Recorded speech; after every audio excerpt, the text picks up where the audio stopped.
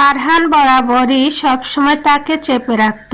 অবশ্যই সে বেশি দুষ্ট ছিল, কিন্তু আজ একটা ভুলের জন্য এমন বিপদে পড়তে হলো তা বিন্দু পরিমাণও টের পায়নি। ইসরাত উপায় না পেয়ে বাবা মায়ের কাছে যায়। আব্বু আম্মু, আমার ভুল হয়ে গেছে, আমাকে ক্ষমা করো, আমি আর কখনো এমন করব না। ইসরাত কাঁদতে কাঁদতে নিজের ভুলের জন্য ক্ষমা চাচ্ছে, কিন্তু সেটা কেউ গ্রহণ করেনি। মামা, তুমি যদি অনুমতি দাও তাহলে আমি ইসরাতকে বিয়ে করতে চাই। গমগমে কণ্ঠে ইসরাত চমকে ওঠে।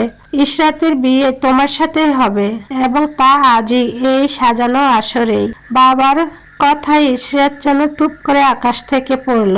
তার ধারণা ছিল বাবা মা কখনোই একটা মেয়ের হবু জামাইয়ের সাথে আর একটা মেয়েকে বিয়ে দেবে না। সে দিক বিদিক হারিয়ে বাবার পা ধরে বসলো।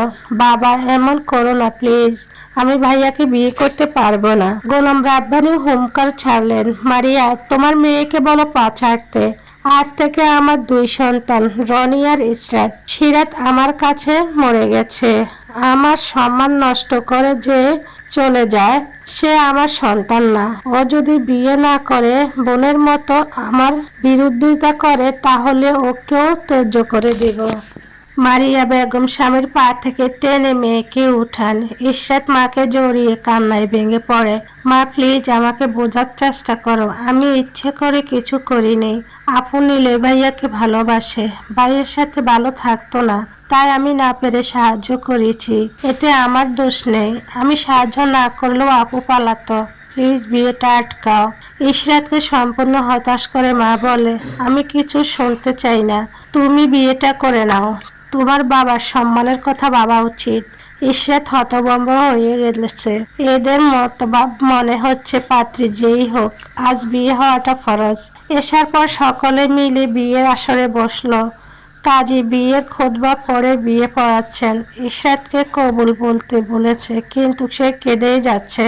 তার থামাথামির নাম নেই দেখে গোলাম রাব্বানি আগে ফারহানকে কবুল বলতে বলে। ফারহান গম্ভীর হয়ে কিছুটা সময় চুপ থেকে আর চোখে ইসরাতের দিকে তাকায়।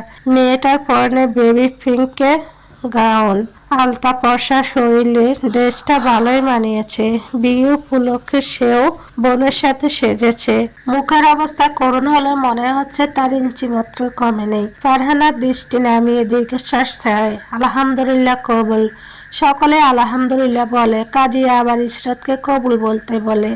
আমি বলবো না, আমি কিছুতে হবু দুলাভাইকে বিয়ে করব না। ইসরাত কাঁদতে কাঁদতে বলে। গোলাম রাব্বানি সাহেব এবার রেগে যান।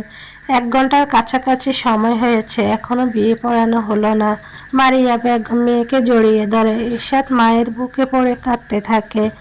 কবুল বলে সবাই শুনে বড় করে আলহামদুলিল্লাহ বলে। পর আবারও চমকে যায়। ইসরাত কবুল বলে জ্ঞান হারিয়ে ফেলে।